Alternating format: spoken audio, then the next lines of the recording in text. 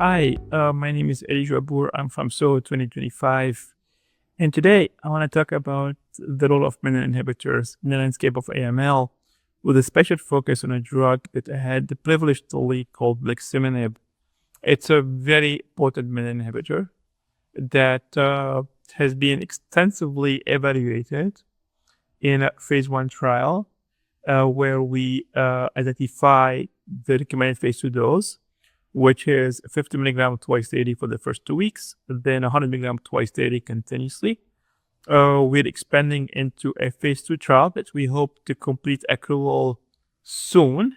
And so far, the drug has shown very promising activity as a single agent with a response rate above 50% and durable responses.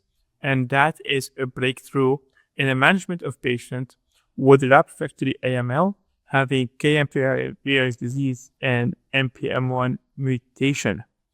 In addition, this drug is being tested in combination therapy. We've shown a very high efficacy in combination with azacitidine and venetoclax in relapsed/refractory AML. Bleximenib was as well combined with HMA and venetoclax in the relapsed/refractory setting and a frontline. In the relapsed/refractory setting, the activity was overwhelmingly favorable, and patients were able to respond and to get to transplant. The dose identified for the phase 2 in combination is 100 milligram twice daily. Bleximenib is being tested as well in combination with 3+7 with very promising activity. When it comes to safety profile of the drug, we've seen very well tolerated regimen. Differential syndrome were minimal and manageable. Furthermore, with the step-up approach and pursuing at 100 milligram twice daily, we have not seen any significant differential syndrome anymore, and of course not in combination.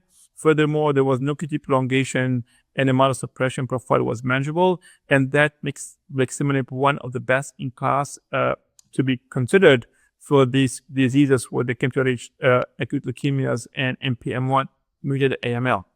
Based on this work, the drug is being evaluated in a frontline setting in 2 randomized trials in fit and unfit patients, in fit ones in combination with 3+7, and in randomized patients 3+7 alone or 3+7 plus bleximenib, and in unfit patients to receive aza, venetoclax, bleximenib, or aza, venetoclax alone. And definitely we hope that this drug will receive an approval by the FDA soon for refractory population and in future for frontline indication. Again, I'd like to highlight that this drug has very potent activity. It does overcome mutations as well that can lead to resistance to the other menin inhibitors and have a very safety profile, making bleximenib one of the best in class of the menin inhibitors. I'd like to highlight as well that future combination will test bleximenib in combination, for example, with the oral HMA therapy as well as the venetoclax, and to evaluate bleximenib in a maintenance strategy post-transplantation. We look at the MRD negativity rate by NGS and other qualitative studies to be done. To conclude, bleximenib is a very potent menin inhibitor that has shown significant activity in the relapsed/refractory disease with NPM1 and KMT2A disease.